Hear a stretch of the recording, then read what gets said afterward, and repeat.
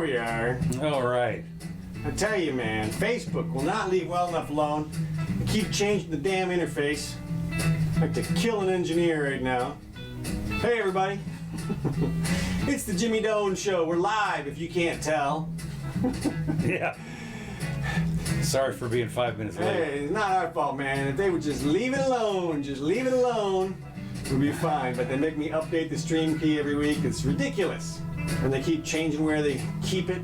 Anyway, y'all, welcome to the show. This is the Jimmy Doane Show. You can find us in video format right here on Facebook twice a week, live, usually very close to 4 o'clock, New York time, Sundays and Wednesdays. You can also find us on YouTube and Twitter, probably Gab and Parler if you look for Counselor Curtis or Jimmy Doane. If you Google Jimmy Doane, D-O-A-N-E, you'll find us. Also, you'll find us in audio format around the web, Libsyn, SoundCloud, Spotify, those kinds of places. Thanks for joining us. Today is the 30th day of August in the 2020th year after some kind of event. We are back in the some kind of dystopian studios here because damn 2020, right? I mean, this is ridiculoid. I'll try to check the messages halfway through if you leave us something. Yeah, well, I want to say, first of all, I want to say hello to our new listeners. Yes. Got a boatload of them, apparently. And apparently, they finally, after what, 200 shows or more? Something. Well, and then that's just in this format. That's just in this format, right. There's all the audio only for 10, 15 years back. 20 years. 20 years, right. Anyway, but we finally have, I think, started to go up the exponential curve. And we wanted to ask our new listeners to go ahead and give us a like or whatever you do. Share, like, whatever. Yeah, share, like, whatever it is. Okay. Enjoy. Okay, moving on. We've got a bunch of stuff to do today. Yeah. I'm not going to talk all that much about the Trumpster thing unless you want to do the RNC thing? The RNC. Well, I got a couple comments. Well, but first of all, the main thing I want to talk about is COVID. Okay. Start out with COVID. A UK government scientist admits the lockdown was a monumental mistake on a global scale. And I've said this forever. Infectious disease expert at the University of Edinburgh, Professor Mark Woolhouse. That's interesting. What? Woolhouse. Well, sheep. They do sheep up in Scotland. He's obviously a Shepherd, right. Acknowledged that the decision to lock down in March was a crude measure that was enacted because we couldn't think of anything else to do. And this was like the Roosevelt administration for the first 100 days. You threw everything at the wall, and maybe some would say, everybody stay home. Yeah, I can't believe they got that through. Well, it gets worse. I got another article where it gets worse. This Richard Sullivan, a professor at King's College London, previously warned that there will be more cancer excess deaths over the next 5 years than the number of people who die from the coronavirus because they have not gotten the proper care for the last 6 months. And you know, when you think about cancer, how many different kinds are there? And some of them metastasize rapidly, some not so much. Some of them are curable. I mean, when you think at what point does breast cancer or colon cancer get to the point where you're going to die? Yeah. Not that long. So. Yeah, and we talked about the list of potential ailments that are negatively affected by the lockdown. Well, tuberculosis and there's a ton of them. And then there's just suicides and mental health issues. Mental health, right. And then there's people skipping their meds because they don't want to go out and get them. Right. There's even if it's minor meds, it could have a negative impact. I don't think we'll ever know what the actual deaths. We won't. And of course, are. That's the one thing that you can bet though that won't stop them from making policy. Oh, sure. Well, I don't have a clue what's going on here, but that's what this guy is saying. But we got a law. This is it. You have to understand. This is March. All right. When we didn't know what was going on, and yet let's some places stopped everything, other places didn't. Who knows what? And of course, we can always go back to Sweden. Right. It didn't, and now they're down to 0 and so forth. Anyway, figures show that there were more excess deaths during the 27-28 flu season, around 50,000, than the total number of people in the UK who have died from the coronavirus. However, the survey conducted last month found that Brits thought that around 7%, or 5 million people, had been killed by COVID-19. the press has been so alarmist. Every day they have 10 people deaths. are like millions of people. Well, the fact is, you read on the paper every day, 37 new deaths, and so after 6 months, you do a survey and you say, how many do you think it? I don't know, millions. Right. And no, well, actually not. And even here in this country, we're about 180,000. Well, have you seen the new CDC report? No. There is a CDC report going around the Twitterverse these days, today, in the last 24 hours, and it suggests that 94% of the deaths are in people who had comorbidities. Only 6% were direct result of the COVID. I mean, you can parse it out any way you want to, but there's at least a suggestion there that a great number of the deaths were not attributable to the COVID, at least all by itself. So we'll see how it all shakes out. I mean, this is first day one. Who knows? It could have been photoshopped. I don't know. Yeah. But the little minor problem is when you get hit by a bus. They mark that as a COVID death. Well, it's not that bad. No, I'm being facetious. No, you are? What? Yeah, what? What? Well, it is kind of interesting in a way because when they talk about the guy who Floyd or whatever it was who had. Oh right, yeah, exactly. I mean, he died because he couldn't breathe. They did an autopsy and found he had every chemical on the planet in his body. Well, or at least fentanyl, and at least 3 times the lethal amount. Yeah. And right. so, and yeah, that does kill you. And look, they released the body cam footage from Floyd, and he's talking about. I mean, he's acting a little bit weird. He acts like he's on something for sure, and I guess he was. But yeah, they're going to lose that case. It's going to be ugly because. Yeah, I was going to talk about that. We'll get to that. I mean, we'll get to that because we'll get to that in a minute. I just but let me just finish up on this. Sure. So they thought that what's happening, of course, with the COVID business is that the college classes are kicking off. Right. And they are various. There are all kinds of various. Let me just see here. Let me get.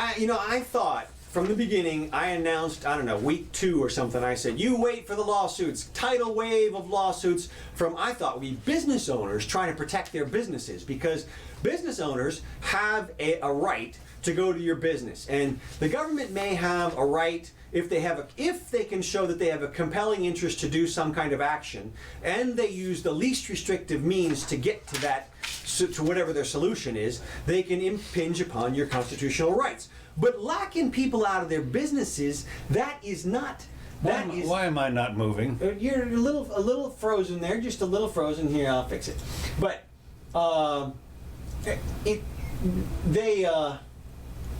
okay, come on back. Come on back. I said, come on back.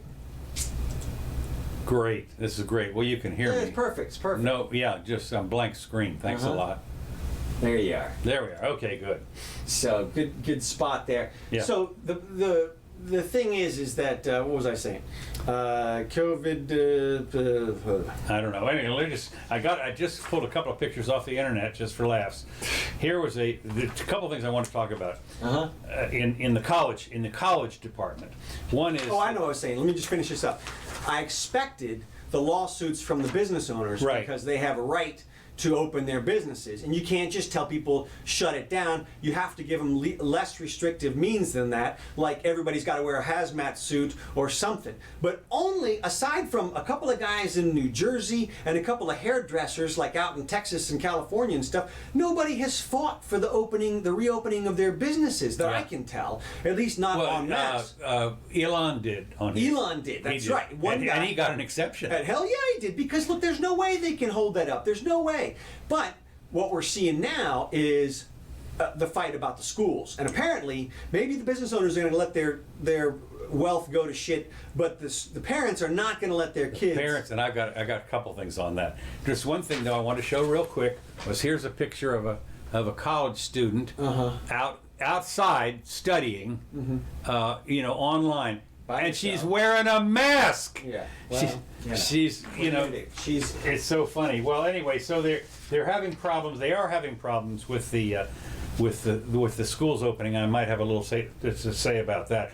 With an ambitious plan to reopen in-person classes, Purdue, that was from Purdue University, that picture, even as other colleges shut down with COVID-19 cases. Over the summer, Purdue piled up 5 miles of plexiglass for classrooms and dining spaces and purchased 1 million face masks, outlined 783 societal distancing plans for instructional spaces, delivered 50,000 wellness kits to faculty, students, and staff, and tested roughly 40,000 students before they arrived, and hired dozens of contact tracers, and converted dining halls into grab-and-go operations, and found ways for 65% of the university staff to work remotely.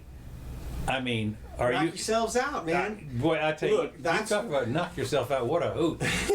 I mean, what a hoot! Well, just another reason why the schools should be decentralized. Every school gets to do their own policy. People get to choose what they want to do, and if you want to go to COVID you can go, or you can go to UF where you're not going to be allowed to party for the next 4 years.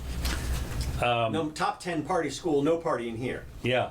No, that's right. No partying here. As if, now here, you have to understand that guys and girls 18, they're going to abide by that. Raging hormones. They're just going to be like, you know what? I was going to call that girl, but COVID. Yeah, but COVID, That right. hot chick wants to go out with me, but I'm not going to violate the student code of conduct. Well, what kind of an animal do you think I am? Yeah, right. That's what they're all going to say. God, okay, I mean Alabama's at 1,200 positives or something. Is that right? Yeah, they're now. What is it? 50,000 in the school or something like that. It's big. It's big. It's big as ours. Yeah. Okay, locally. Well, I thought this was kind of interesting. One of the other pictures that I took here, which is kind of, God. They want to have all the schools K through 12. Oh God. And there's a thing here called I don't know if I've got it here, but they have a ways to make sure that your kid. We have ways of making sure. Well, anyway, here that make sure that your kid is a hero. Right. Okay, here's mom making sure that the mask is on. What's the kid, 6? Yeah, something like that. I mean, give me a break. Are you kidding me? And so what they did is they said they wanted to make sure that they had a whole article here. I'm not sure I've got it here. They had a whole article though on how to make sure that your child, your 6-year-old, your 3rd grader, whatever it is, wears a mask. Right. Because as we say, a teacher did a great video on that, and she was talking about this is how it's going to go, and she imitated a bunch of kids. She put on her mask, and then she'd pull it down to sneeze, and pull it down to talk to her friends. Yeah. I mean, of course they're going to do that. Like it's beyond. Well, it is that it's overkill. They had on this article. I guess I didn't print it out someplace else. On this article, they had 8 ways to encourage, quote unquote, your child to wear a mask at school. When, of course, Well, what's interesting is they're talking about 8 ways, and these are kindergarten through 6th grade. Right. Yeah. Okay. Which, of course, as we know, boys especially are going to sit there. I mean, what are you going to do? What are you going to? Is this going to be haul them out of school with the resource officer? Chaos is what. It is going to be chaos. So. Did you see what? Go ahead. Well. Go I was ahead. going to say Germany. Did you see the lockdown protests in Germany? Oh well, there have been 3 major lockdown protests across. Germany was one. 30,000 people in the streets in wherever it was, Berlin or Hamburg or where. Yeah, 30,000. They had a picture of it in there. I saw one picture. Didn't look like that many, but Oh no, it was all the way back. It looked like the Million Man March at the mall. But of course, it could have been a stock picture. I don't know. Yeah. The Tennessee mom says that the parents were asked to sign a ridiculous. Now, speaking of school, even those people who are going remote, they're on there. What's happened is the school system has said you can't eavesdrop on your kid when they're in school. Oh my God! Wait a minute, it gets better. Of course, the mom said, they were asking the parents to sign a waiver that said they will not eavesdrop on their child while the child is remotely doing it. What the hell are they thinking? Well, I mean, well, there are and of no course what she rules for said is- parenting. No. Well, it gets even better. She says, what's the problem here? Well, she says, what are they trying to hide? Well, we know what they're trying to hide. There's another article, and that is a teacher complained. Parents complained. They saw a teacher, 25-year-old teacher in an elementary classroom. She was teaching remotely. In the background was an LBGQ poster and a Black Lives poster in the background. And I don't know what she was teaching exactly, but the hint was she was going to talk about those posters. So the parents complained. They said, this is, you can't do that. So this is a Texas school. Why can't you do that? Huh? Why can't you do that? Do what? Have something in the background that you support. The parents complained. They said, we don't want our kids to see this. We don't believe in LBGQ. The parents, it's Texas board. We don't, this is indoctrination. Say the parents. Black Lives Matter, all this kind of stuff. There's all the hoorah. Let's face it. Take it up with your congressman. Yeah, right. So in the Texas school district, what happened is the school district told the teacher take her down. They suspended her, and because of the parents' complaint, they all called up. This Texas school district, they all called up and they said, you can't have this stuff in the background. You teach It's math. not like she had naked people having sex in her kitchen or something. I mean, what? Again, there are parents that look at it this way. I understand that. When you look and you see the hoorah on the the Black Lives riots in those places because people are doing their Black Lives Matter, BLM, whatever it is, and there are parents that understandably are saying, I don't want my kid to see this. Yeah, but that's conflating. Look, you don't know that these riots are exactly BLM people or Antifa or whatever. I mean, it could be just like I've been saying from the beginning. You let them burn down a police station, and every criminal with a disgruntled former police record is going to come out to loot something and to throw water bottles at cops. And so, No, I disagree with you. Okay. I think that the BLM movement has degenerated into a real riotous. Yeah, I think it might have started off nice, but I think it's degenerated into something that's not to me, good. I try to separate out the people. Well, anyway, the whole point was she said it was the Roma High School, and it's in a border town of about 10,000 people. Parents complained. She was suspended. Then they got a petition. I remember now, the whole town, about 10,000. Okay. And says, please sign. She got a petition. It says, please sign this petition that they want us, the high school students can and should be allowed to discuss the realities of the world instead of being sheltered inside a sanitized bubble. And by reprimanding the teacher and trying to create a safe space for her students, the school is not being neutral. Now, of course, as far as I'm concerned, if you had an LBGQ thing in the background and the Black Lives, that's not being, as far as I'm concerned, that's not being neutral. But, okay. Anyway, but what happened was there was a petition. Well, what if they had a Trump or a Biden poster? Are you kidding? That would come down right away. Okay. I mean, you can't. Are you kidding? What if they're wearing a MAGA hat or a Biden hat? You wouldn't want to do that. Why not? I mean, so what? Who cares? Look, the kids can't vote, and what are they going to do? I mean, no, you're right. Even though this is high school. Anyway, the petition was started by the LGBTQXYZ greats in South Texas Equality Project. Had 30,000 signatures. Now, this isn't a town of 10,000. And I thought, that's interesting. So did they reinstate her? Yeah, they did. Okay. The 30,000 people. Now, think about it. It's a town of 10,000. Mm-hmm. So, that probably 20,000 of the signatures might have been from out of town, not affiliated. Anyway, they buckled for that too. Right.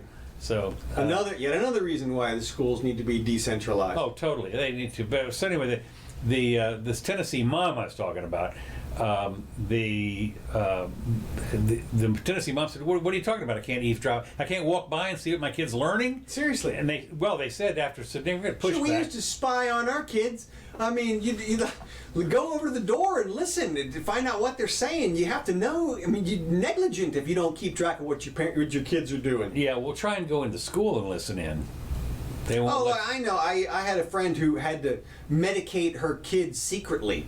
Yeah. They wouldn't let her. They wouldn't let her kid bring her meds to school. Yeah. So the mom had to go to lunch and share lunch with the kid every day and slip them the pill, which is probably a felony under the rules. Oh yeah. Oh yeah. And they call in child services. Oh, they probably would if they Oh knew. yeah, oh yeah.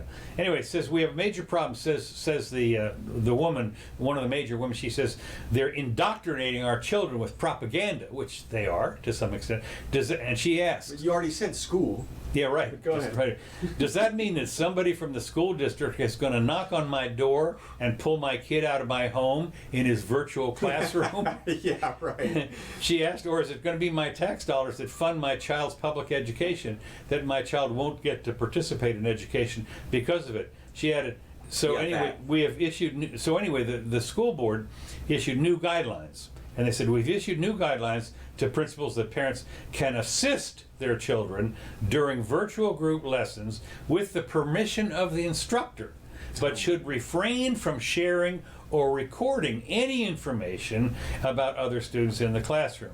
So I thought it was kind of interesting that, Well, now that, I mean, I could see them doing that angle. If all the other kids were on there or something and you were recording, but come, man, they're it's really. a classroom. I know, they're taking control there. Yeah, man. that's. I mean, but I mean, the idea that they would sit there and say to the parents, through the monitor, "Mom, are you listening to this? Get out! Get out of there. Yeah, get out, or we're going to call in the That's right, the authorities. The authorities."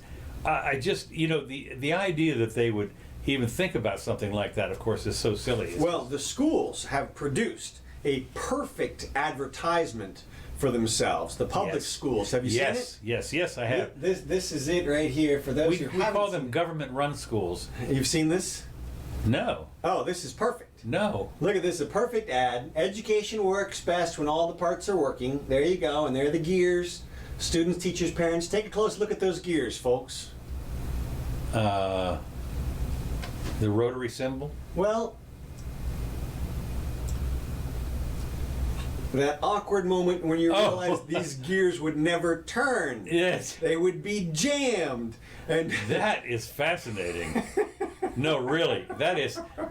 Can you imagine the geniuses the geniuses. put this together? The geniuses. God.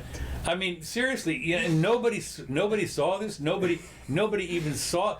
Not an engineer in sight. Not an engineer inside. Wait a minute, that wouldn't turn. It's a perfect advertisement. It is for them. absolutely the perfect. I mean, you can imagine that the other thing that is interesting. I don't know if it's reached any kind of crescendo thing because previously, only about 2 to 2.5, or maybe as many as 3% of the students were homeschooled. Okay.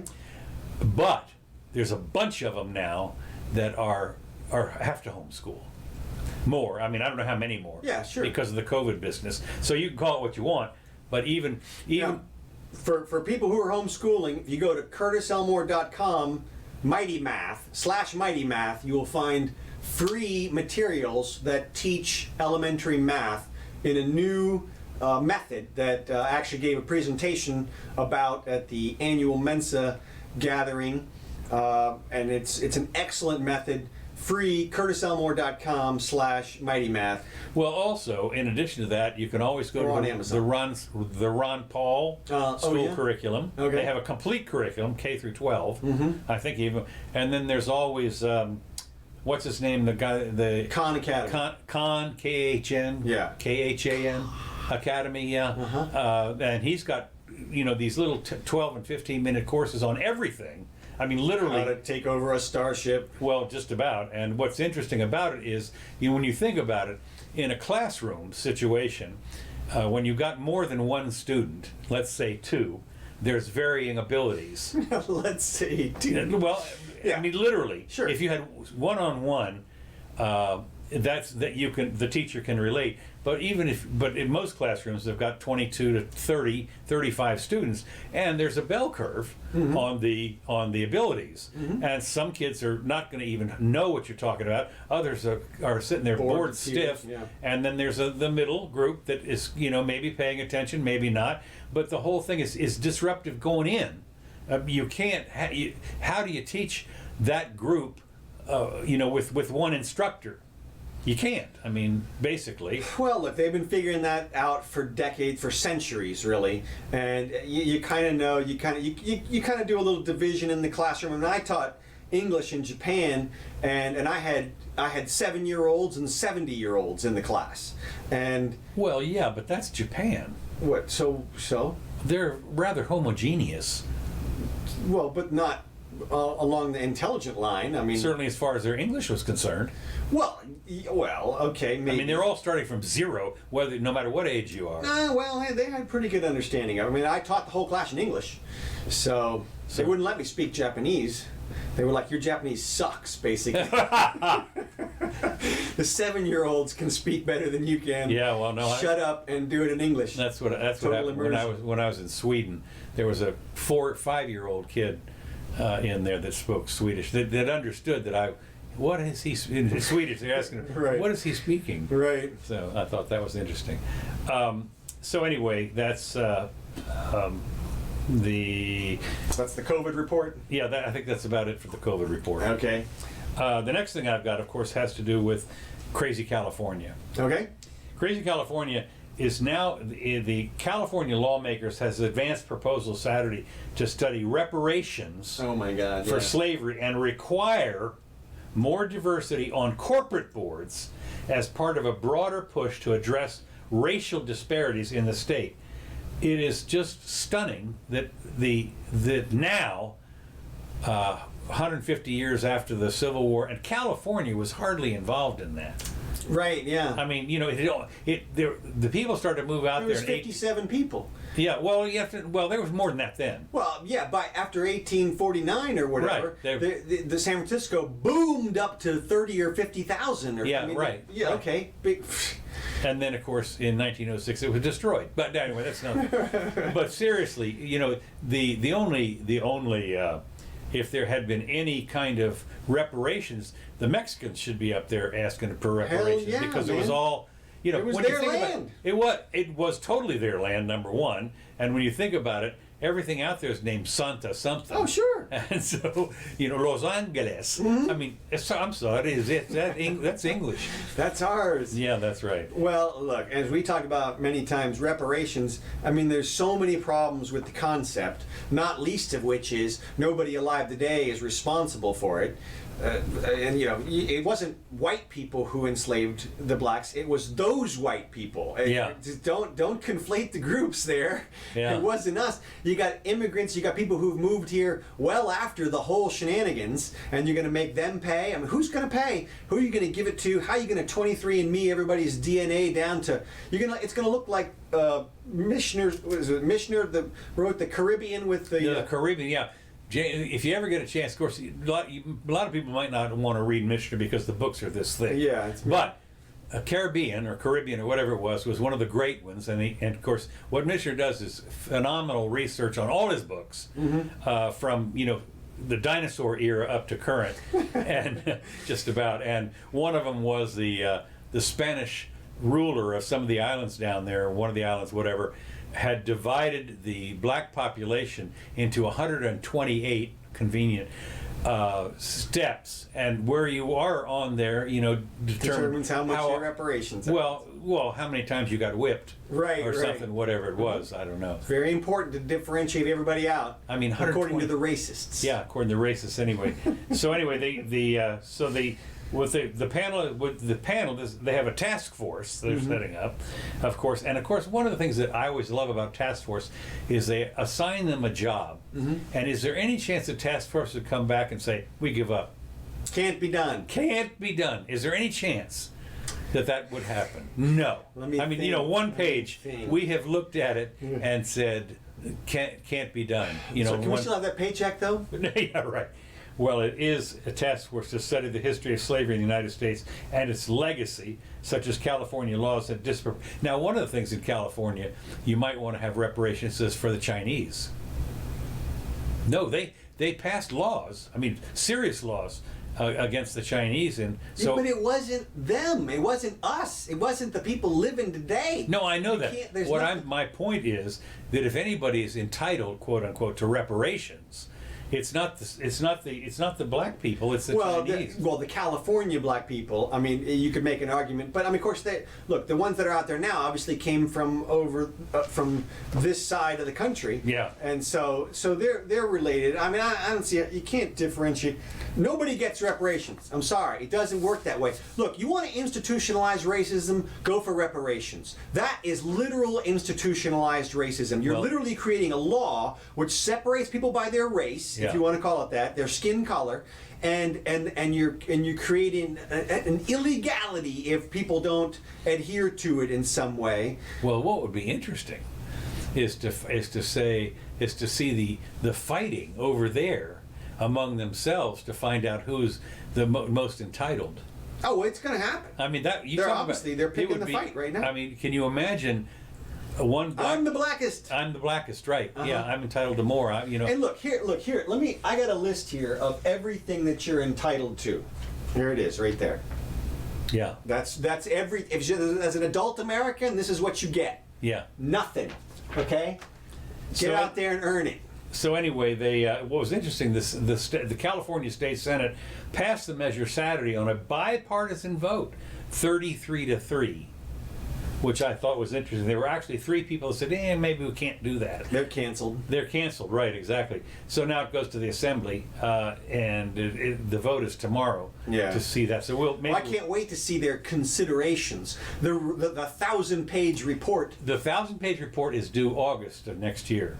1 year? Yeah. Okay. Basically, so that'll be interesting to see. As I said, is there any chance that they're going to throw their hands up in the air and say no can do? Nah, it's not a good idea. Yeah, no. We gave it a hard look. Yeah, no. We decided. No. They're gonna come up with some, Gordian knot or some, That's what it's gonna be.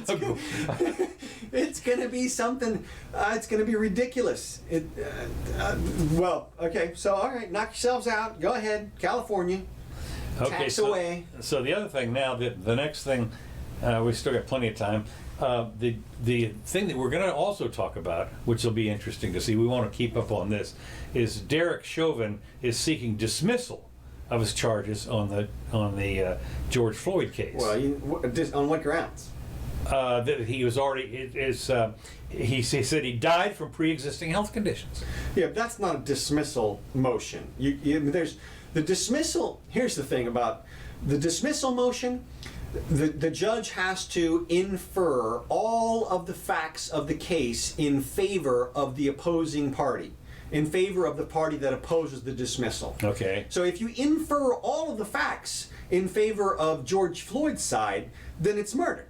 But that's not the way that the trial works. Of course, the trial is the opposite. The trial is they have to prove beyond a reasonable doubt that there was no other cause. And basically what that means is if there's any reasonable hypothesis consistent with innocence, then you're supposed to, the guy walks. Right. And you got hypothesis, I can tell you right now, the hypothesis consistent with innocence is he's got fentanyl in the system. Well, not only that, and apparently a history of drug abuse. Well, not to mention 3 times the legal limit or the terminal death limit of fentanyl. Yeah, well, that's what it comes down to. I mean, the past, it doesn't matter that he held the knife to the pregnant woman or anything like that. That's irrelevant because he did his time for that, so he gets judged anew under the new circumstances.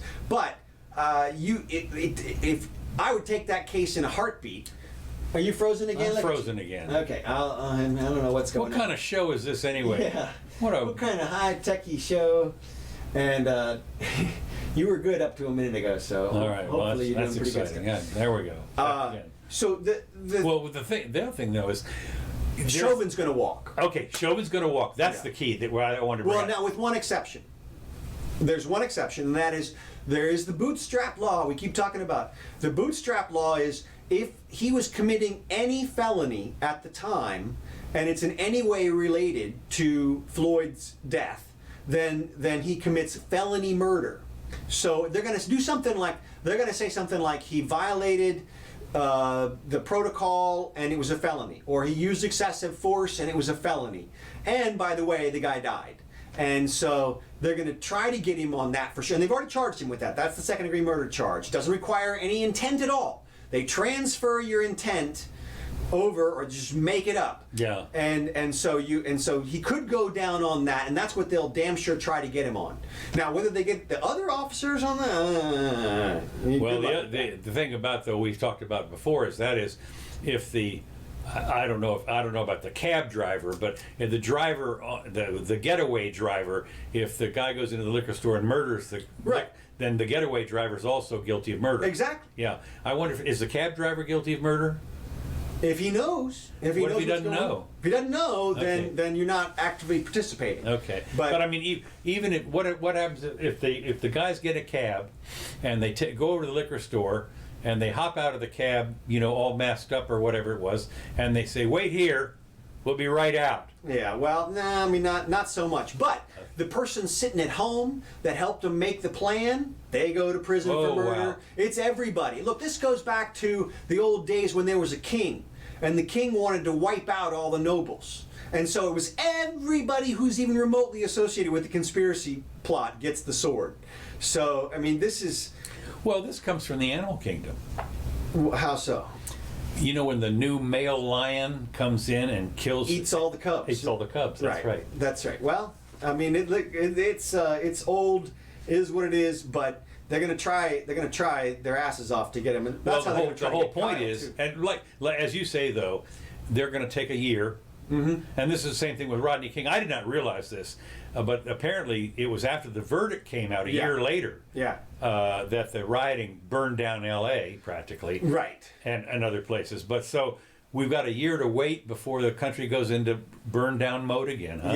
Yeah, and it's going to happen several times if these people get off, because you got the Floyd trial. Yeah. Then you have the Blake trial. Right. And then you have the Kyle trial.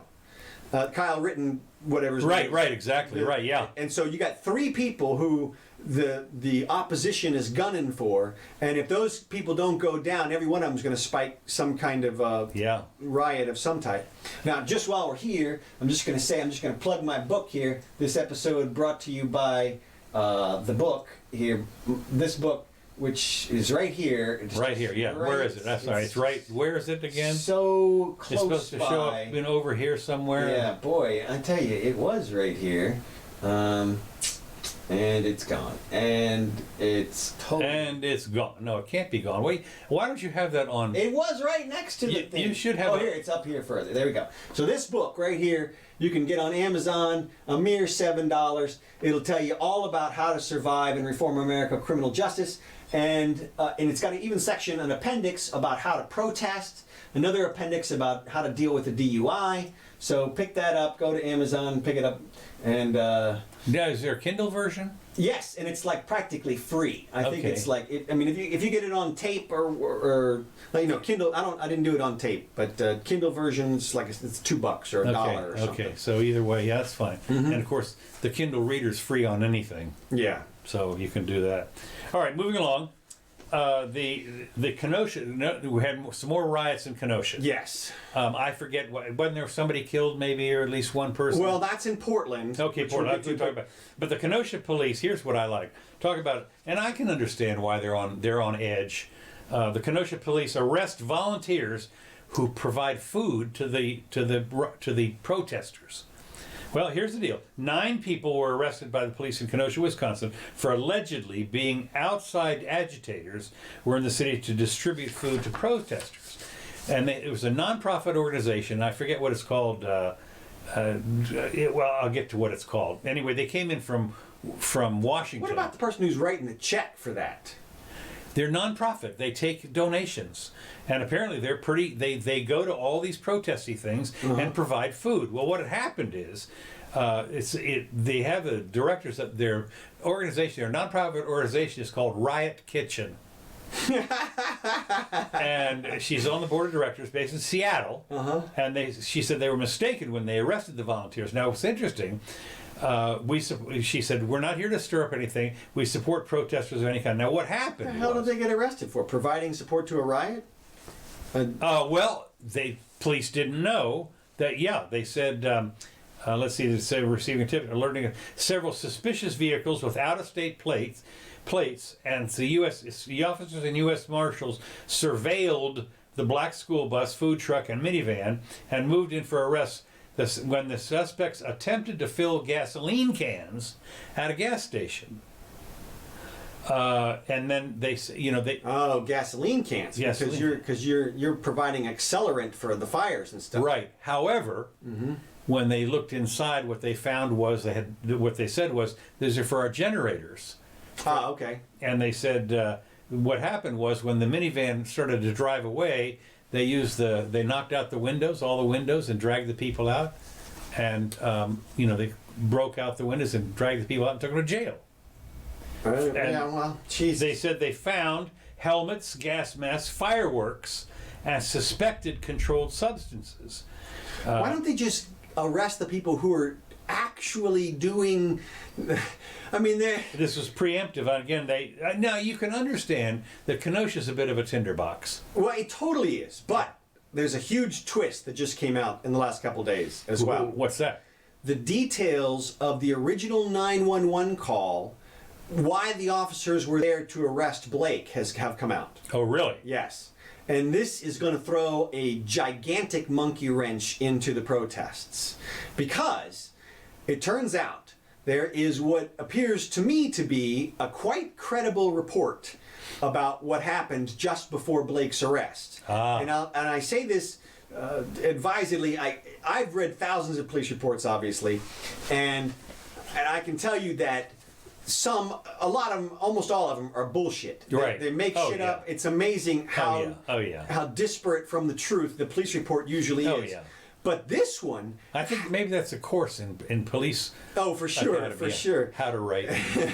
Well, sure, absolutely. They were in fear for their life. But here's the thing: this time there are details, and I gotta get crude here for 1 second and warn you if you're sensitive. But it says that Blake went over to this house and digitally penetrated the woman without her consent, smelled his finger, and says, "Oh, smells like you've been with other guys." And that's what set him off. Now, in any book on the legal side in America, that's rape. I mean, this is not. When I heard he was a sex offender, I was like, oh, okay, because I've seen so many sex offenders out there where it's a 16-year-old with his 15-year-old girlfriend, and he's a sex offender now for life, and he's got to register. And I was thinking that's probably what it is, because I heard the girl was underage. But this is actual force used, and she apparently related that story to the police officer right then, cried while she was doing it, gave specific details as to exactly how it happened, and that means, for all confidence is high, this guy will be convicted of rape at the scene. And so, you want to go out and defend Drew Brees put Blake's name on his helmet this week or something? Yeah. Yeah, go ahead, knock yourselves out, guys. I don't know, does this pass the smell test? Ooh, that's horrible. It is going to be interesting to see if there's a division amongst the protesters, if people give up on defending Blake now, who has a $2 million GoFundMe apparently at this point. Yeah. And that was as of a few days ago. So we'll see. Now, of course, he's paralyzed, and or at least that's what I heard, and it took 7 shots to the back and everything. But I'm going to tell you right now, that cop gets off too. Really? He gets off because they found a knife in the car where he was reaching. Yeah, but is that going to be admissible evidence? It will be. It will totally be admissible evidence. Really? Yeah, because it goes... Because the cop didn't know that. Apparently the cop did know that. Apparently there's a statement where he says, "Drop the knife." Really? So, yes. And so if the other cops back him up with that, that's what I said from the beginning. If they figure out that the cops didn't shoot until they felt that their life was threatened, and let me tell you something. People say, well, it's just a knife and they got guns. Look, if you're within 20 feet of a person, he was within 20 inches. I know. But if you're within 20 feet of a person, a knife is a better weapon to have in a fight than a gun. Because you can keep stabbing people, and a gun, you got to point it at the guy, and you got to get him, and then you only got a few opportunities. Once your clip is empty or whatever, you're done. Then you have a club, and a knife is extremely deadly in close range, and so that is going to be a huge problem for any prosecutor trying to take out those cops. Now the riot It will be. It absolutely will be, because that one on its face, I mean, even I commented on Twitter when I first saw it, I was like, oh shit, these cops really crossed the line and it really looks bad. And I made my caveat. I said, unless they saw him reaching in and grab something that looks like a gun. Well, it looks like a knife is the same thing. Yeah. And then they tried to, the stupid news is like, Wait a minute, but you repeat yourself. yes, I know. The news came out and said, well, he didn't brandish the knife. He just had a knife. It's like, what the hell are you... They're trying to mince words all over the place. And I got 20 examples of them doing that this week about this. I mean, they're talking about the fiery but mostful peaceful protests. I mean, that's like saying that Titanic was an elegant but slightly watery vacation. Yeah, or right. you know, the Hindenburg was a wonderful except slightly combustible trip there. It was nice and warm. Right, exactly. Yeah. And so this guy, Mr. Blake, is just only a little bit rapey, apparently. Yeah, right. and so, you know, we'll see how they try to spin it, but they are going to have a real hard time if that's real. If he really did have a knife and it wasn't like a plastic knife, if it was an actual knife, no jury is going to put them under for that, absent other circumstances that we don't know about at this point, obviously. You should never make up your mind right now. Right now, everybody's innocent until proven guilty. So that's going to be a tough one for the prosecution if they try to go after the cops. And we'll see what happens in Kenosha. But I want to see what they do in terms of the riots. Because, now I say riots, but look, you can argue that they just wanted to warm some marshmallows, and what better place to start a campfire than in a furniture store? Yeah. I mean, it's perfect for a small little fire. And so, and look, it was not a costly riot. It was just a little insurance-y. And well, that was the other thing they keep saying is they're all insured. Of course, one of the things you find is that there is not an insurance policy in the world that does not say, except in the case of war or riots or civil disturbance or something, we're not paying. a lot of people are going to be denied. Oh, I mean, totally denied. I mean, really. Especially if they can find one little thing that, oh, you missed your payment, oh, you did something wrong. No, you don't even have to do that, I don't think. They're going to say that it was obviously... Criminal act. Criminal act abrogates the contract in most circumstances. Yeah. So, I'm with you. It's going to be interesting to see, but... it is. You say interesting, of course, as they said, when you look at some of the people, the tiered stories of the people that have saved all their life, been in the same store for 40 years, everything they own is tied up in this, and it's gone. Right. And that's... I mean, they could have personal stuff in there. Yeah. That is... Who wouldn't have, after 40 years, you think they didn't have any? Of course they did. Exactly. So, I always look at the movies when somebody gets fired from their cubicle or whatever it is, and they carry everything out in a box. I'm thinking, no, you'd have to have... if you're in a cubicle, you have to have a movie van to get out of there if you've been any time. I don't know. I mean, I don't know. I mean, well, so I'm just going to play the protests here in the background as we go forward. People can see. It starts off here in D.C., where they're literally, look at this little old lady right here in the middle. Yeah. And this guy runs up to her and gives her the double finger. I mean, he outweighs her by 100 pounds, and he's 50 years younger or 70 years younger than she is. Yeah. And he's making his mama proud there, up in the guy's face. And this old guy, they push this old guy down. Look at him screaming with the bullhorn right in his ear.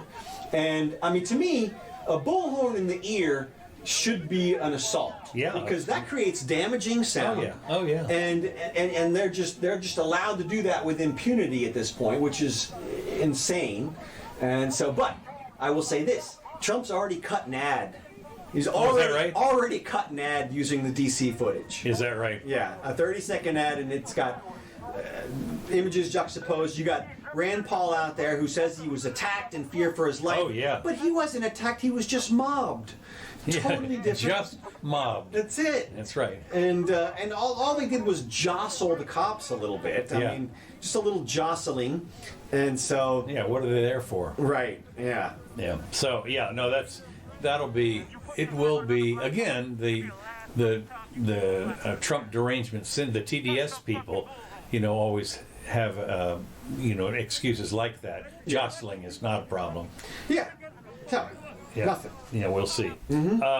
So anyway, the next thing I've got. Well, we got a couple more things on the protest and stuff. Okay, good. Did you see the NFL and the NBA decided to boycott themselves? Yeah, what was that all about? Well, they're trying to influence politics. I mean, it wasn't enough to put BLM on the courts and on their jerseys and everything. Now they're going to not play, and this is so stupid. First of all, even AOC knows it's not a boycott; it's a strike. Okay. Okay. Because you're not doing something yourself. It's not like you're going to somebody else's thing. Yeah. And there's no leverage there. I mean, what's the threat? I'm not going to take pay until you guys do what I want you to do politically. I mean, they think maybe that their games are so they're important. trying to get a big hoorah from the fans who course want they to see. Yeah, okay. Well, but who are they? You got to think, who are they trying to influence? Either passive fans who weren't going to do anything politically.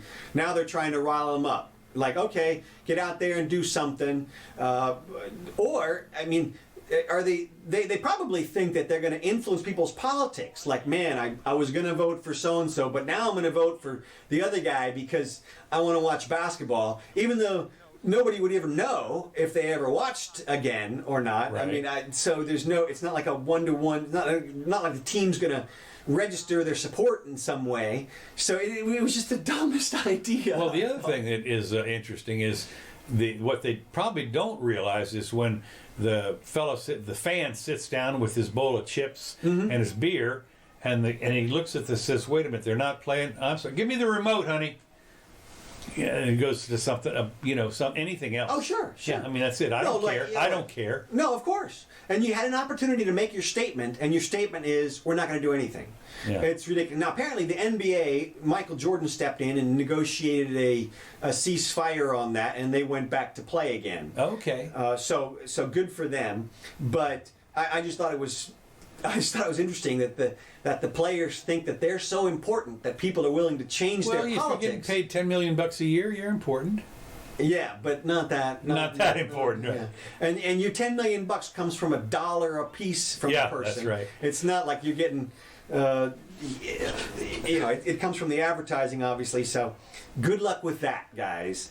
Nice try, swing and a miss. But one thing I will play after this, when it comes to the rioters, if you're a gun person here, and this is here's the bonfire. Here's the nice bonfire. But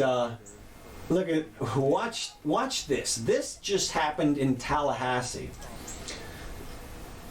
This is a protest in Tallahassee, and this guy gets in a fist fight over here on the left side. And he gets in a fist fight. You'll see him enter the screen any second now. And here they come. Oh, and this guy, he gets thrown down. They're mobbing him. And he pulls out a gun. Boy, and they scatter like bugs. Yeah. I mean, and here comes the cops. He gives them the gun. He gets on the ground. They take him away, and they don't charge him. Well, right. Right, because it was self-defense. Mm-hmm. And he doesn't shoot anybody, but he saved his ass. Yeah, he did. He saved his own ass, and so I thought that was interesting. So I thought I'd play that. If you're anti-gun, you want to know who needs a gun with a magazine? Yeah. That guy right there. That guy, right. He could have been stomped out of existence if not for that gun. Well, that reminds me a little bit of... As happened to several other people so far in this in this cycle. Okay, you got something else? No, go ahead. Okay. What that reminds me of, and I'm frozen again. Oh, go ahead. It reminds me of years and years ago when I ran the bulls in Pamplona. Uh-huh. And one of the things that was interesting was when you run the bulls in Pamplona, about 5,000 people all get into the arena. In the arena, which holds about 5,000 people, and the bulls run through the arena and are held in the bullpen for the fight later on. Right. And also they say they got 2 bullpens there, where they hold, and one bullpen holds what they call the novelleros. These are the 1-year-old bulls, and they let them out into the arena with the 5,000 kids who all want to be bullfighters, and they have little wooden balls on their horns, so you get bruised, but you're not going to get killed. No, they're only like maybe the horns are maybe 3.5 or 4 feet off the ground. So they bucked into the air pretty quick. Oh yeah, no, well, to some extent, yeah.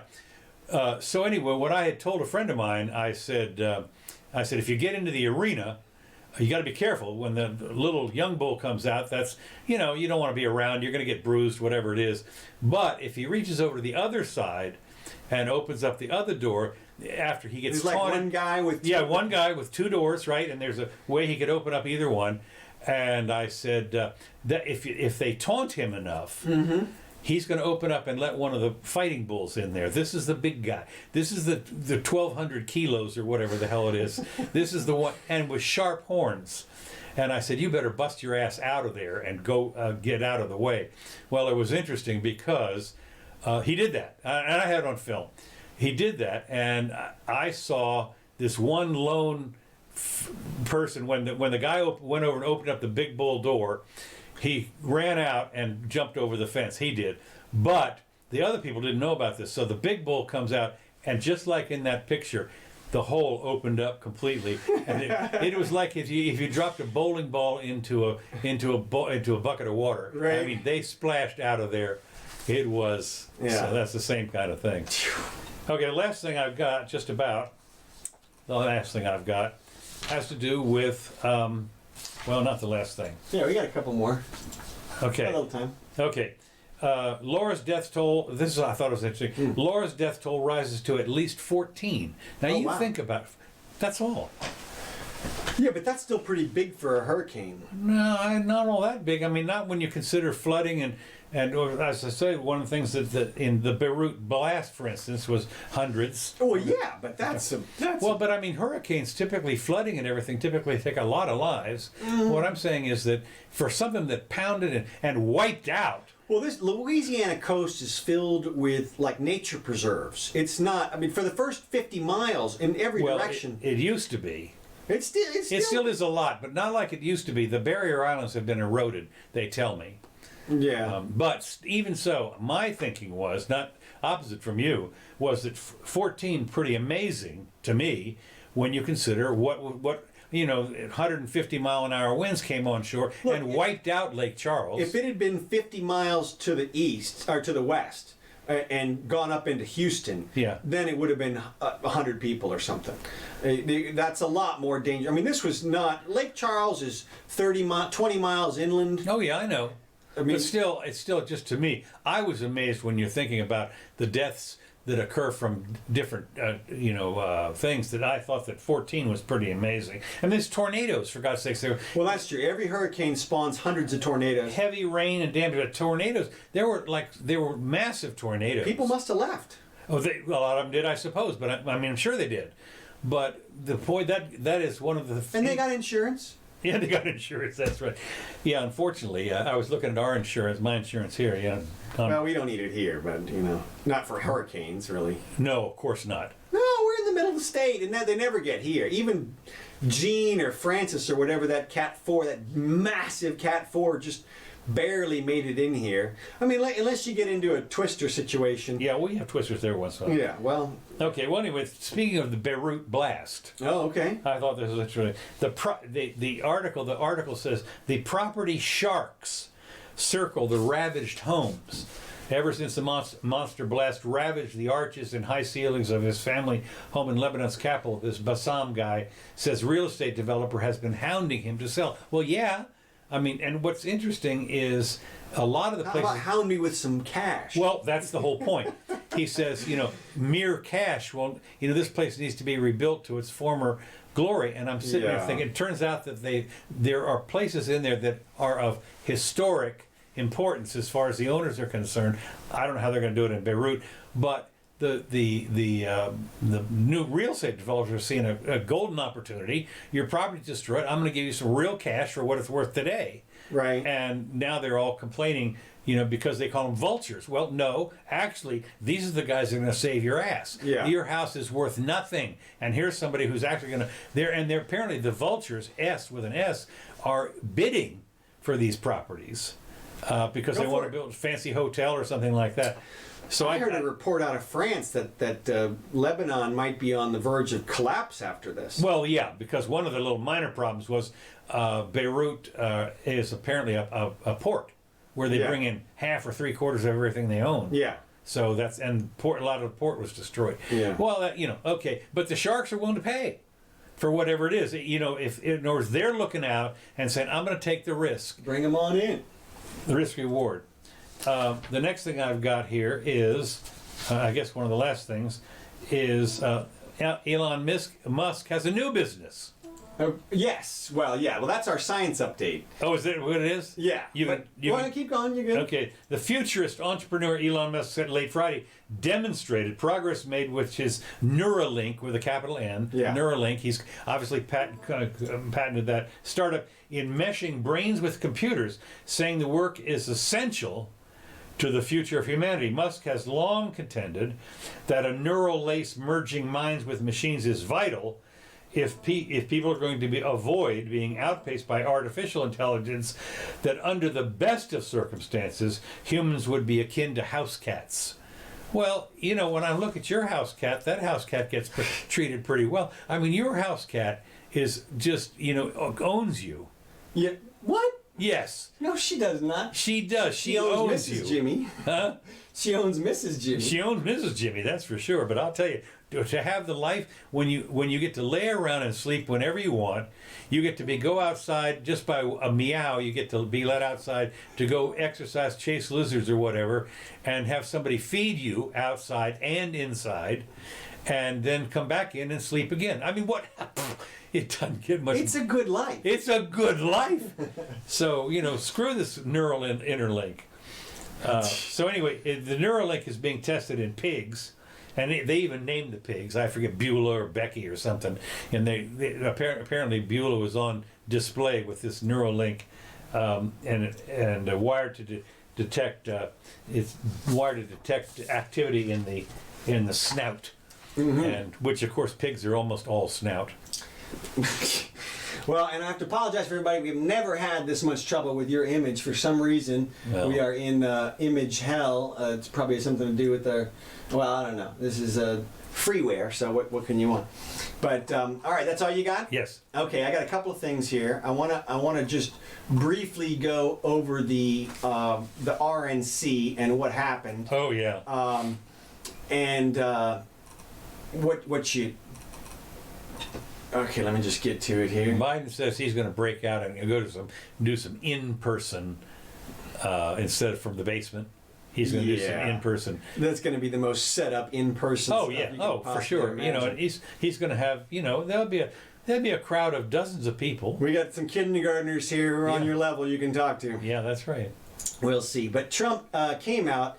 And look, he made a lot of claims and sounds good, but of course the gigantic hole in Trump's pitch is the ones that the Democrats can't touch, which is the money. He obviously is spending like a drunken Democrat on shore leave, and You mean the federal money? right. Yeah. In other words, his campaign money. We're not talking about. No. It's his federal money. In other words, they already blew through what, 2 or 3 trillion? Yeah, at least. Yeah. Okay. And now they're arguing over whether it's going to be 2 or 3 more trillion. Right, and it seems clear that the Democrats are trying not to give him that win before the election. They want to hold it off and then do it the day after the election. Say, look, Joe brought this. Look, this is Trump couldn't have got this done. Well, except for the fact, remember that Trump is still president, and the Congress is still the same Congress for 2 months. After the election. Right, okay, yeah, so they'll wait till January 22nd. Well, you don't have to wait till January. They can wait till January 2nd. You're mincing with. I know. But I mean, it is important in the scheme of things that the Congress, new, old, whatever it is in between, comes back January 2nd. Yeah. But the president is not inaugurated, and if it's Joe, it'll be sweet.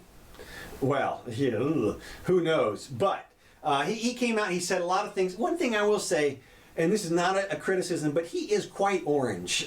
Did you notice that? Well, orange man bad. Well, yeah, but I mean, he really is orange. I just thought it was interesting. And how does he get his hair to stay in place like that? I mean, that. What, are you kidding me? No, I mean, what Aquanet must be like a. They have an Aquanet that is presidential hold. I mean, presidential. No, that's what I'm saying is they've got light hold, spray, whatever, right. net, and strong, and super presidential. Strong and presidential, right? Probably. I tell you right now. So he's sailing off the shelves. Right. He came out and listed a whole bunch of things that he did that he said were good. And there were a couple things I want to give him credit for. Right to try. Yeah. I don't know if people understand what that means, but there was a law passed, and somebody very cleverly wrote it because mental health stuff factors into the right to try, which basically means if you can get a doctor to say that because of whatever issue that you might feel bad enough to commit suicide, then you have the right to try any medication. Cool. Exactly. Yeah. So all you got to do is present yourself as suicidal, and they'll let you do whatever you want. So good. That's a good one. But speaking of which, that reminds me of there's the entrepreneurs on this planet for $7.50 or $9 now. They will send you an embossed. I have a problem that means that I don't have to wear a mask card that looks all official. Well, is that real though? No, of course it's not. No, of course not. It's totally fake. Right. But I mean, it looks real. Right. I've seen people, but it's the anti-mask people are on there trying to expose it as fast as they can for being a fraud. But look, it's got to work for somebody. Well, here's the deal. Here's the deal. If you flash that into some store and they say, good enough for me. Right. I mean, you think about the bartenders that accept wink, wink. Right. Yeah. Oh, this is your ID. Okay, come on in. Okay. Come on in, Jerry, honey. That's right. Or whatever right. it is. Is that G with a G or a J? I don't care. Right. Doesn't matter. So no, that's exactly right. Hey, gave me an ID. Come right on in. So, it looked like him. No, only but this female. I thought it was after his trans operation. The capitalism, though, is so great. I mean, somebody popped right in there and has these embossed things. It says, nice. That's good. I mean, it all looks so official you cannot imagine. Good for them. I love it. I hope they sell them. I'm loving it. Criminal justice reform he did do. Yes. To some extent. Could have been better if they just, all he's got to do, free money on the table. Take marijuana off Schedule 1. Oh, I meant to, that's being brought up. Really? Yes. That is by I think by the legislature or the federal legislature. Oh my God. There is seriously. I meant to bring it over here. It was like yesterday, the day before that somebody. Well, that's because I tweeted it. Well, that's right. But seriously, it is now on the table. Well, God, I mean, federal. Whoever jumps on that ball first is going to get a bump. I don't care what they think. I mean, he can hate marijuana all he wants. It's millions of people. And I was in a fight with someone this week. They were like, "Oh no, it's hundreds of people," and I'm like, "No." 35 states or whatever the hell. Well, I mean, talking about millions of people who've been convicted. Oh yeah, right. Possession of marijuana, and it's their only charge on their record. Yeah. Or even sale. I mean, it's ridiculous. The war on drugs, which is obviously just a war on people who are trying to use drugs that they want to use. I've always said that every time the government declares a war on something, that's starting with Korea. You've lost every war since then, and I've always said the way to get education back in is not to subsidize it. Declare a war on education. That'll do it. And that'll do it. They'll ramp it up at that point. That's right. So Trump, he sort of got ISIS. I don't know if he got ISIS. We haven't heard from them. Well, Simbab bin Daddy or whatever. Baghdadi, whatever. Two major terrorists he got. Right, yeah, and the other guy from Iran, and got us out of the Paris Accord, which was a bamboozle from the beginning. And the Iran one too. He got us out of that. I don't know. Yep. And moved the embassy to Jerusalem. Yep. And Middle East peace thing. Right. Whatever this is. Whatever. Yeah. When the UAE now has declared peace, it's at least chipping away at. Oh my God! Well, what's happened is they now have a trade agreement, and you got to start to think who's going to. when you figure the UAE trades with other people, Right. and so for all intents They're and getting purposes, Israeli products and stuff. Exactly, they're going to be the hub of distribution right there. that's for sure. So and remarkably, and this is big, we haven't launched any foreign wars in the last 3 years. It is interesting. They haven't, as far as I'm concerned, they haven't pulled the troops back far enough. Right. But he's threatened to, Right. and I'm guessing that if he's reelected, which it looks like, because now that you talk about a bump, Yeah. they're doing the surveys, The new polls. and the new polls, and of course the Cenk Uygur or whatever, people are panicking. Yeah. Because it's from a 10-point. Now again, remember this 2 months before the election. Yeah, eons. Yeah. I mean, millennia till the millennia. election. I mean, when you- anything could happen. We got the October surprise that's coming, and so we don't know what these things are, but it could all reverse and counter reverse and reverse God, again. it could go back and forth. I mean, 10 different ways.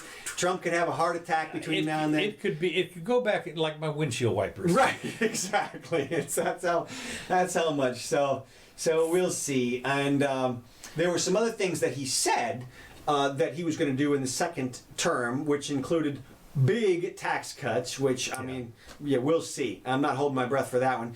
But school choice was mentioned rather predominantly several times during the RNC. So again, that's the big fight, and I'm wondering how ugly it's going to get. It could get super ugly. Oh no, it could get unbelievably ugly. Why? Because as even a 1 or 2% decline increase in homeschooling or people choosing to something, the unions are going to go nuts. And also, once those people start testing, if they test better than the public school people, Not only testing, but of course they're going to be screaming about the money, because one of the things already is that here in Florida, they're threatening to look, if don't have the school open, then we don't have to give you the money. right? And boy, I'll tell you, you talk about as somebody said, you always follow the money. Yeah. And when somebody starts to threaten to take away your money, boy, you can threaten to take away almost anything. That's it. But not the money. Yeah, and so we'll see if that's how big of a fight that is. I thought it was interesting that they restricted the audio when they played music during the RNC. Did you see that? Yeah, they had to. Why? Copyright. Right. Yeah. So that's right. You can't.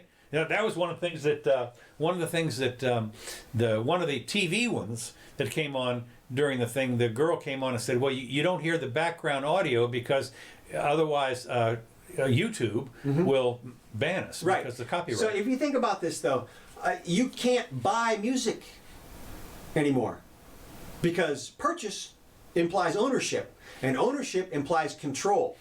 And now, apparently, the guy who made the song can come out of Nowheresville years after you purchased the song and say, "Oh, no, I don't want you to play that during this event."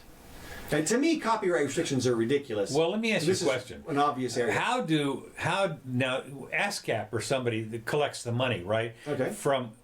In other words, these people that play radio stations that play music, okay? Yeah. They pay a thing. Right. Is it to ASCAP or something? Okay. And so what about could the Rush or could these other stations pay ASCAP a fee? It doesn't appear so, because they would have paid it if they could. Yeah, right. So they were unable to play music that they owned, ostensibly. Look, the intellectual property laws are insane. They're literally insane. You don't need them for anything. I can explain. I go into it at some point in great detail as to why you don't need them. But I just thought it was telling that the President of the United States can't play a song that he wants to because Lee Greenwood or whoever doesn't want his song played out there, as though he owns every musical note that floats through the air. No, that's what they do.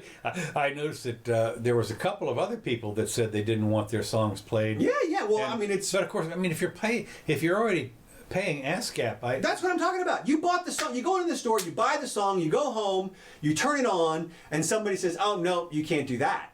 You think you bought it?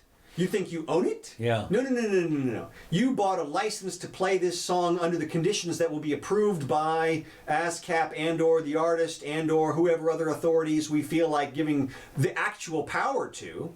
Well, one thing that I've noticed that the reason why, and we've seen this happen in so many venues, is if you didn't have musical copyrights, for instance, they throw them out, and they say, well, these people are entitled to this. Well, of course, you can still go out and do concerts. Well, no, you can't play somebody else's song at a concert. No, I know. Well, you can do covers, can't you? No, well... I tell you, I watched the Philippine band do all the Elvis covers. Yeah, they might have to ostensibly pay some royalty or something. What I thought was interesting was except for the COVID, the Rolling Stones are in concert in Australia, sold out. And now I don't know if they're doing it because of the COVID business, but they were scheduled. They're 80 years old, okay? And they're going to play "Let's Get Together" or "Start Me Up." They're going to play a song they've played 2,000 times to the crowd going nuts. Yeah. And if you don't think that they're going to each walk away with $1 million from just the concert, right? That's why I say to people all the time: look, if somebody. The big argument is, if I take a Rolling Stones song and go over to China and I sell 1 million Rolling Stones albums over in China, that then the Rolling Stones can't go do that. And so I've usurped their ability to sell. I've taken their property. But that's not reality. The reality is I was the one who, in a Lockean sense, mixed my activity with the ether, this being the song, and created the actual materials and done the actual work of the distribution. And I should get the benefit from that because I'm the one who did the work. It's not because they're first in arranging this stuff or because they own this arrangement of notes in perpetuity. And it's just... And of course, in these days, it is perpetuity. It is. It's 150 years if you renew it. And can you imagine what a software program's going to be worth 150 years from now? Nothing. I mean... Well, that's the thing. One of the things that we're upset about in the Apple II category are the games, right? That the people are dead. I mean, how do you do this? Well, you get their estate. I mean, but you got to ask permission. Yeah. Well, it is interesting that as far as the Apple II people are concerned, they've basically bypassed it all. They've got an archive, and they just say, "Screw it, go ahead and do it. Sue me." Right. Some actual news this week, which you won't see on anything that resembles news.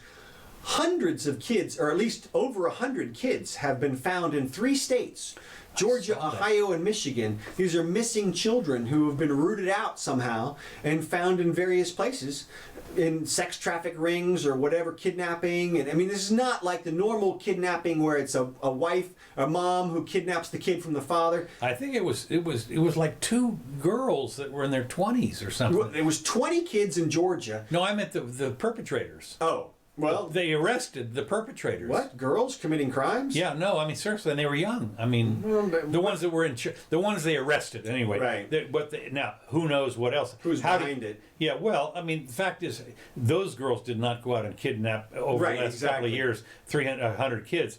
But you're right. I was wondering, how did they figure it out? Well, with all the electronic technology these days, and people, it's hard to hide. I mean, I guess you can stuff a kid in the room and tell them to stay there, and if they're super young... Well, they were like all over the place, though. Well, at least 3 locations. Well, that's a big deal. Well, you're right, but that was a major coup. Right. And I guess they don't want to give the cops any credit for anything right now, so... Yeah, I don't know. Kudos to them for that. Another story that I saw this week, a top CIA official commits suicide. Wait a minute. I did a little air quotes on that. Air quotes, okay. Now here's the thing. Sure, can a CIA official commit suicide? Sure, it can happen. Here's the thing, though. The story also mentioned that a trove of S&M bondage porn material was found with the guy. Mm-hmm.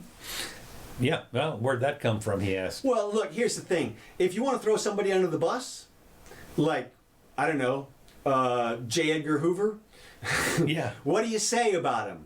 they're sexual deviant. Yeah. Because nobody likes sexual deviants. Yeah. And so the fact that they coupled the suicide story with the revelation that he was into bondage or something, that to me is extra water, extra accelerant on the fire. Yeah. In terms of maybe y'all should look into this. Now, you don't suppose this is like a throwdown gun?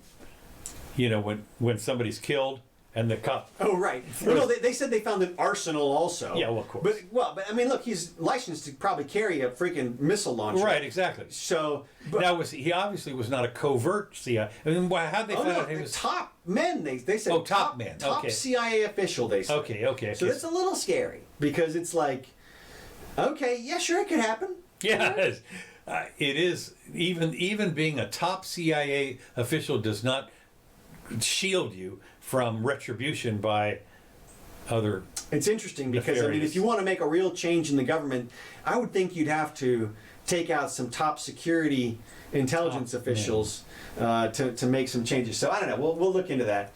And then a quick international thing. There was a report out of Mexico. They're trying to clamp down on child labor laws, and they're preventing parents from taking their kids to their vending operations and stuff like that.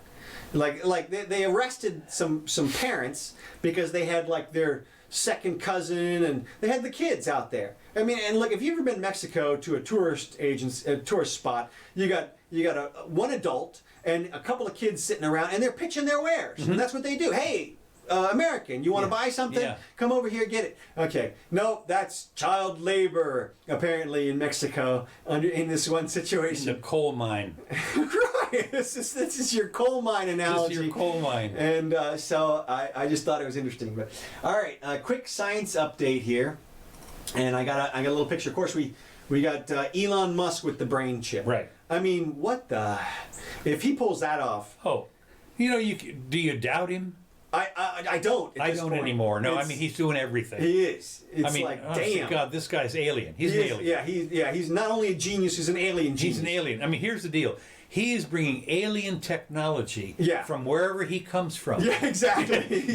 He's decided, look, I am the the problem is he doesn't allow anybody to get close to him because they might rip his skin off. Right. Lizard person. That's right. Whatever. I mean, obviously. So. You do understand that the name Elon. Yeah, that's real. I'm sorry. That's the simulation right there. I gotta be kidding. Sure. I rest my case. right. Elon Musk. Exactly. Now this is one of the new air cars. Yeah, no, not going to happen. No. It's way. I read the article. Oh yeah. Yeah, sorry, not yet. Okay, all right. What about this thing? Have you seen this?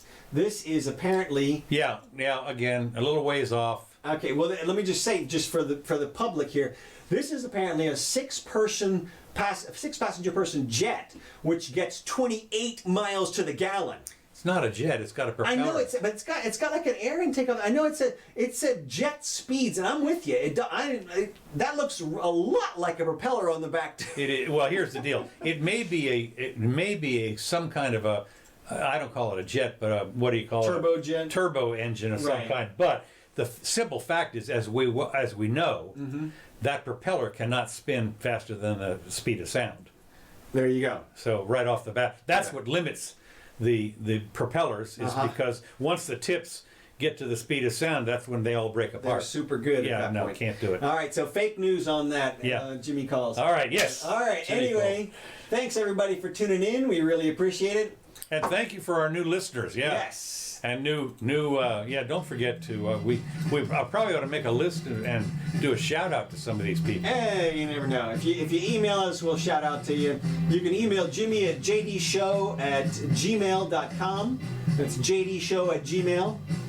And he may respond. Well, he probably will, Probably. And so... I'll even take insults. These tracks brought to you by Kevin MacLeod. Thanks, Kevin, for everything. We really appreciate it. And we'll be back on the, first, second, the third. No, because we got 71 days. That's right. So second. The second. So... New month coming up. I am Counselor Curtis, and this is the Jimmy Doane Show. Thanks for listening. Now you're going to give a time-stamped, Yes. because this is a long show. People might want to skip ahead. Super convenient. Sorry again about technical difficulties. Try to fix that next time. Don't know what the hell that was all about, but so all right. See ya.